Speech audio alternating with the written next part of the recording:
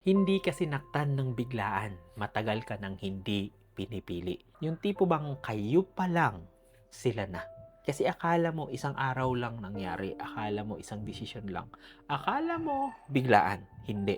Matagal nang may cold replies, matagal nang may dahilan, matagal nang hindi ka priority, matagal nang busy para sa'yo, pero may oras para sa iba. Hindi ka lang agad umamin sa sarili mo.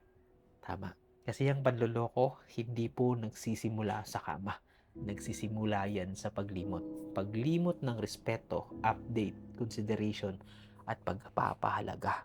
Bago ka sinaktan, matagal ka nang hindi pinili. Pero ang problema minsan, pinili mong i-justify ang red flags. Pinili mong umasa. Pinili mong magtiis kahit ramdam mong may mali na. Hindi ka tanga ha, pero umasa ka.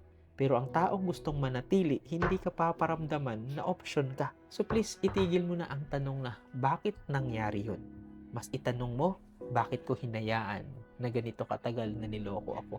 Tandaan, hindi ka iniwan overnight, matagal ka nang hindi pinipili.